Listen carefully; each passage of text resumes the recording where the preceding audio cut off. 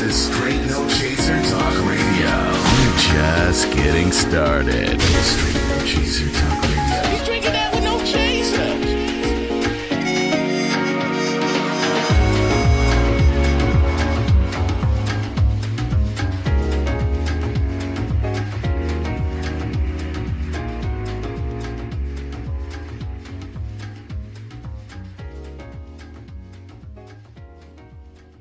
Hey, folks, how are you doing? Good evening to you. Good evening. Welcome to Straight No Chaser. We've been missing you for a little bit, so we decided we'd come back, and man, we don't need to stay away anymore, Chief. No, sir. Bad, and we've got the Chief. I don't know who else will be coming in here, but, you know, it's always liable to be something. We've had some, sometimes I can say highs and lows, but I haven't found anything but lows in these past couple weeks. Okay.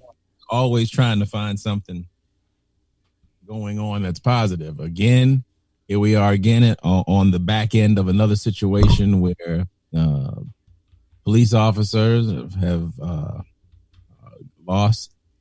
This person seems to have lost his mind. I don't know what is going on in Kenosha, Wisconsin.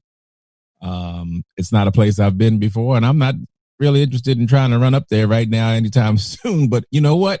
No place is safe, it seems, for black folks. I don't know. I mean, you see that, you know, we get through the George Floyd thing, sort of, and that's ridiculous. And then here this comes, 7 shots in the back in the car, close range, in front of 3 kids. I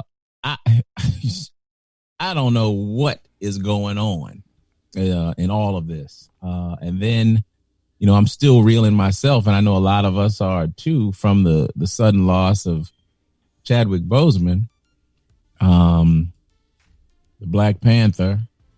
But he was more than just the Black Panther, and of course that was more than just a movie for us. That was a cultural phenomenon. It's correct. It didn't surprise us, but it surprised Hollywood. But that young brother was clearly on a mission. Some people in life are, and then when you find out what he was going through in the midst of doing all of this work, all of these movies, yes, kept it from everybody, even his directors and things like that. This last film he was doing. The Bloods, the Spike Lee one that's out now, they were in temperatures of 140 some odd degrees. I can't do that in halfway decent health. I can't. How about that? Suffering through, chemo and just what kind of grit does that take? I don't have it. And I can only hope to gain as we continue to learn more about his life and the kind of brother he was. It is a tough loss to lose the Black Panther, Chadwick Boseman. Meanwhile, you got I don't want to say what I was going to say about what we got in DC. Somebody with as much pride as the Black Panther. He gives us much pride as black folks. And then you got an orange jackass in DC that just makes me squirm when we talk about America. I'm like, come on, y'all, we are better than this.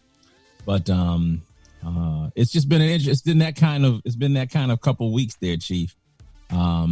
This is once again we're back in your neck of the woods talking about police misconduct. Mm-hmm. Do I have to say alleged misconduct? I mean, is there any way, as you always warn us? Yes, sir. We have to wait till the whole story comes out. Yes, we do. I'm not so sure. Just as like I didn't need to see much more of the George Floyd story. That only made it worse when it did come out. When they did show the body cam footage of what was going on in the car before they got to kneeling on his neck, it just made it worse. It just made the situation worse. I don't know. And now they're trying to say this brother in Wisconsin had a knife in the car. I mean, how in the hell did that officer know that when he shot him 7 times? I I don't know. I'm rambling and babbling because I just can't make any sense of any of this stuff. So, Chief, help me. Help these people. Help the people, because I know there's people out there that's like, that's right, then bad. I don't know what in the hell is going on in the world. And help tell them what is going on in the world, Chief. What is this? There is no. I know that is not normal behavior. I know that. But I'm starting to believe, which every passing week that somebody has changed the playbook. It's not the same playbook you had, Chief, when you were in the force. What the hell's going on? Well,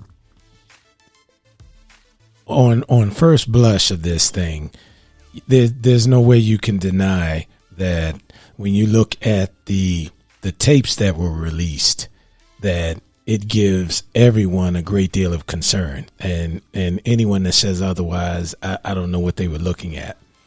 And the ironic thing with this situation is, even when it was reported, the stories changed, if you will, and which again is not uncommon, but in certain situations, not always.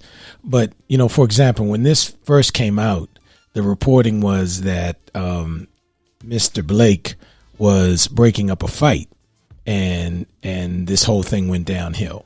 Then as the days went forward, it turns out that as some of the outlets were reporting, that there was a phone call made from a person at the residence that said that Mr. Blake was there, he was trespassing, and that he also had open warrants. So the police responded. I believe 2 or 3 officers responded. They had contact with Mr. Blake, and as a result of that, they ended up tasing him. This is what I'm paraphrasing what the chief said in his conference the other day, but they tased him twice. The taser didn't take effect, and then he ran to the car because they believe, and somehow between that time, they believed he had a knife in the car, and the officer grabbed onto the back of his shirt, as we all saw, and we know the rest that occurred. Right. And so, a lot of this gives a great deal of concern for, when you look at the tactics that were used, you just wonder what could have been done differently, because, the guy had a warrant, and also I understand now that they have squashed that warrant. So even that doesn't exist anymore.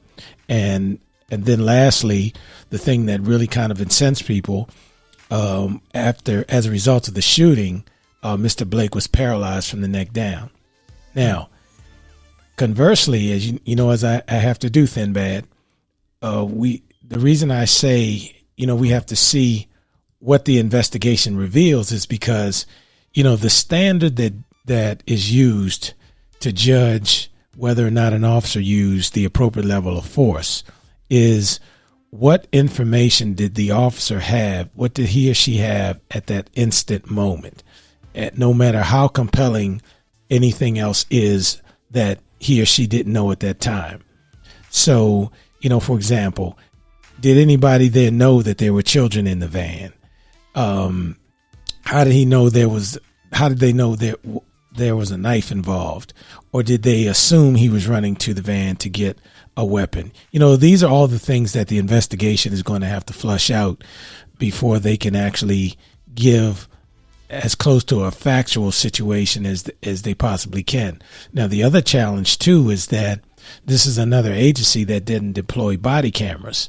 A body camera certainly would have captured a lot of this, and body cameras are not always the panacea, because certain things happen before the cameras were rolling. Some departments allow officers to turn them on and turn them off, so they're not always the panacea. But normally they do give you a decent perspective as to what occurred in that situation. So that's why I say there's just still a lot of questions remaining about this.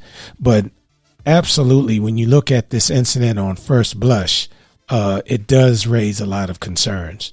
Second, third, fourth blush for me too. Every time I'm looking, I ain't blushing, I'm hot. So, first, dude wasn't running. How does a taser not work? does that mean that the officer didn't use it right?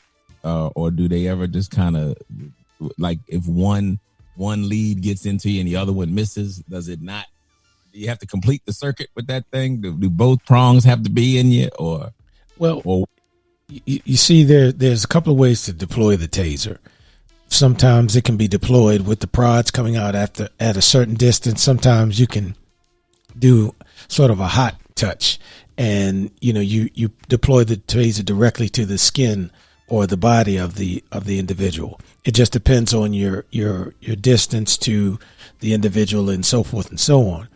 However, there are those circumstances where if the prod maybe hit his belt or his pants leg, or maybe it hit his shoe, that it might not have the full effect that it was intended to have. So again, that will also be part of the investigation to find out if it even hit the right spot to take effect, because those things do happen. But he knew he didn't have a gun right then while he was he had a determined walk. I wouldn't even call it a jog or a run. He had kind of a determined walk. The dude seemed to be, he knew he didn't have a gun during the time he was following him. And if he had grabbed him with both hands, as opposed, and here I go armchair quarterbacking, but still, if he'd have grabbed him with both hands before he even got to the car, he would have been able to like tackle him to the ground. And then maybe we'd have had a whole nother situation. Maybe he was scared to take him to the ground because of the George Floyd situation. Maybe like, shit.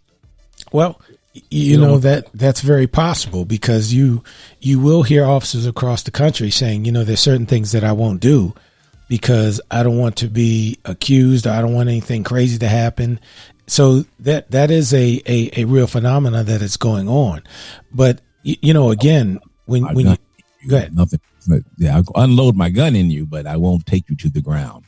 Yeah, that's it. Ain't your fault, Steve. I'm just saying. I'm not. No. But you see, then bad. This is the thing that I think is being missed.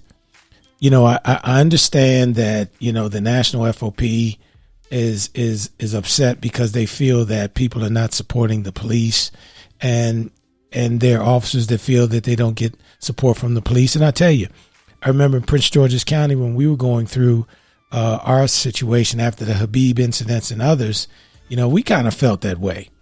And, that's a real situation. But conversely, the citizens are feeling that, look, we understand that you're going to have to take action in certain situations. I don't think anyone would argue that.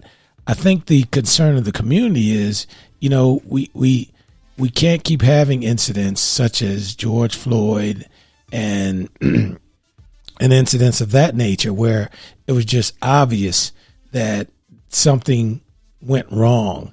Or you look at the gun trace task force in Baltimore, those types of things. And what I think is missing here is I think that this is an incredible missed opportunity for the FOP and the citizen groups around the country to really sit down and engage each other, because the FOP has certain feelings about how people are reacting to them in the protests, and the community has certain feelings about how certain situations are being handled, and they're very concerned about people being injured and killed. I think this is the perfect time to sit across the table and say, look, we understand that there's some strong positions here, but how can we move forward to make sure that these things do not happen with the degree of frequency that they appear to be happening, and not turn it into a bitch session, but a chance to really sit down and hear the concerns. For example, from the FOP's perspective, I think that's why it's so important that citizens need to participate in ride-alongs and other types of activities like that, so they can really see